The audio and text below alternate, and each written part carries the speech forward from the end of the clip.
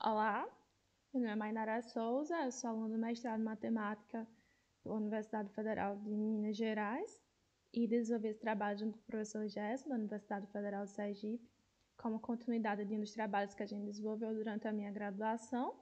E esse trabalho está intitulado por Imagine que você está próximo a 3 planetas alinhados. E agora? Bom, aqui eu trago uma situação ilustrativa, né, na qual você é colocado próximo a 3 planetas alinhados. E se a gente analisa um pouco mais friamente em que situação matemática a gente está, a gente pensa que é uma situação em que é um problema entre 4 corpos.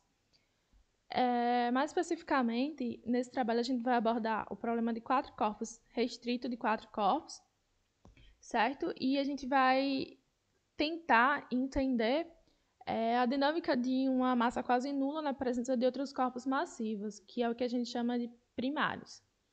E aqui a gente vai introduzir algumas condições, como, por exemplo, os corpos que estão nos extremos, eles vão ter movimento circular simétrico em relação ao corpo que está no meio, e a massa desses corpos extremos é a mesma.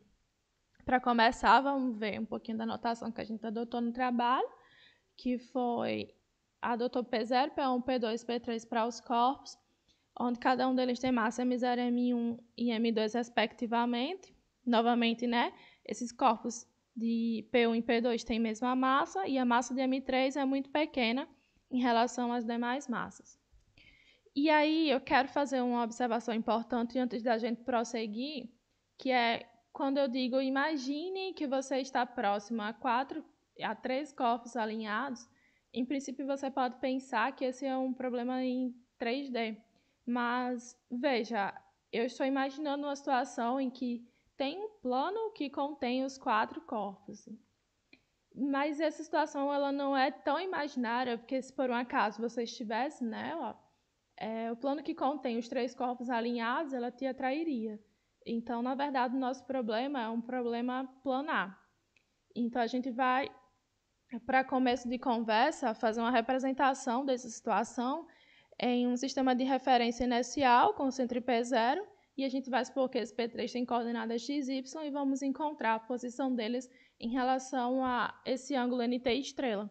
E para isso, a gente vai utilizar o isomorfismo entre o R2 e os números complexos. E daí a gente obtém a posição desses corpos e logo em seguida, utilizando a segunda lei de Newton, lei de gravitação universal, a gente consegue a equação de movimento, onde esse ponto ele representa a derivada com respeito a t estrela e k quadrado é a constante gravitacional. E aí, só para relembrar, o nosso objetivo é entender o que é que vai acontecer com esse corpo, o P3, à medida que o tempo está decorrendo. Então, para isso, a gente vai estudar o que acontece com as soluções mais simples dessa equação diferencial, que são as soluções que a gente chama de soluções de equilíbrio. E aí, para isso, a gente vai montar um sistema newtoniano, encontrar a função potencial, analisar os pontos de equilíbrio e ver um pouco sobre a estabilidade deles. Então, vamos começar encontrando a nossa função potencial. Mas antes, a gente vai fazer uma mudança de coordenadas, a gente vai utilizar as coordenadas sinóticas agora, na qual a gente vai ter por objetivo retirar o tempo da nossa equação para facilitar as contas, mas, claro, sem perder a informação inicial. E a gente encontra, né, a nova equação de movimento. E aí a gente encontra a função potencial associada ao problema, como eu mencionei anteriormente, só que essa função potencial ela ainda está um pouco complexa, então a gente vai fazer uma nova mudança de variável, novamente sem perder as informações iniciais, onde esse μ ele é uma constante que depende das massas. E a partir de agora a gente vai considerar o caso em que μ ele é igual a zero. Então a gente vai encontrar os pontos de equilíbrio, que são esses que vocês estão vendo, e analisar a estabilidade deles. Para isso a gente faz o uso da teoria de estabilidade de equações diferenciais ordinárias, e aí a gente encontra que essas soluções elas são todas estáveis.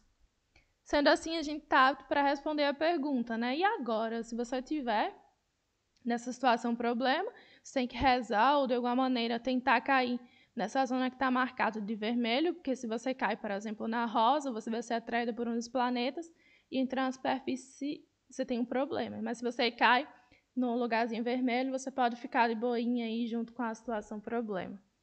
Então, porque essas soluções elas são estáveis. Então é isso, obrigada pela atenção. Qualquer dúvida você pode entrar em contato por e-mail. E essas foram as nossas principais referências.